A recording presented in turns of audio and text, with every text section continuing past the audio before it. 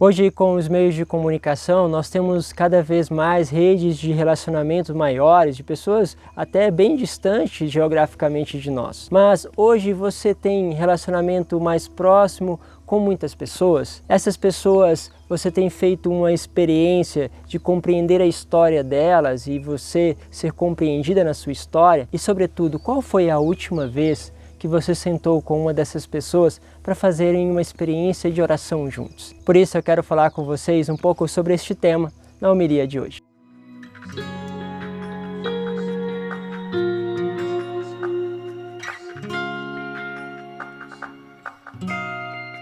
Em nome do Pai, do Filho e do Espírito Santo. Amém. A palavra de hoje está em Lucas, no capítulo 14, do versículo 1 ao 6, e diz assim para nós: Aconteceu que num dia de sábado, Jesus foi comer na casa de um dos fariseus, e eles o observavam. Diante de Jesus havia um mitrópico. Tomando a palavra, Jesus falou aos mestres da lei e aos fariseus: A lei permite curar em dia de sábado ou não? Mas eles ficaram em silêncio. Então Jesus tomou o homem pela mão, curou e despediu. Depois lhe disse: Se algum de vós tem um filho ou um boi que caiu num poço, não tira logo, mesmo em dia de sábado? E eles não foram capazes de responder a isso. É interessante porque, mais uma vez, há uma certa atitude de Jesus que incomoda. Jesus observa um homem que está enfermo e ele se aproxima deste homem. Há em Jesus um gesto sempre de aproximação, e isso coloca dentro de nós o questionamento: se nós temos nos aproximado de todas as pessoas que nós percebemos que precisam da ajuda. E aí a gente pode compreender algo que é importante: a atitude ativa de ir ao encontro daqueles que precisam. São Paulo vai destacar para nós uma coisa ainda importante, da qual eu quero ligar, está lá na carta que ele faz a Filipenses, no capítulo 1, do versículo 1 ao 11, mas quero pegar um trecho menor desta carta que diz assim: Isto eu peço a Deus, que o vosso amor cresça sempre mais, em todo conhecimento e experiência.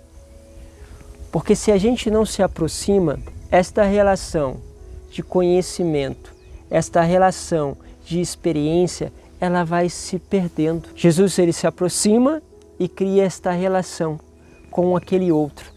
E São Paulo vai dizer isso: então é necessário que o seu amor cresça em conhecimento e em experiência para discernir o que é melhor. Porque às vezes a gente olha para aquela pessoa, a gente pensa algo, e quando a gente faz a experiência com ela, a gente percebe que tem muitas coisas diferentes daquilo que nós imaginávamos.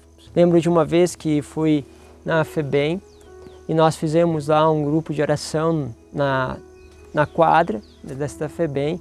Era uma FEBEM feminina, hoje chama Fundação Casa, né? FEBEM é na minha época. Lá fizemos esse grupo de oração e começamos um louvor. E aquelas meninas participavam com toda a intensidade, deveriam ter ali por volta dos seus 13 a 15 anos. Mas tinha uma menina que começou a me chamar a atenção, que estava sentada na arquibancada, e ela chorava compulsivamente.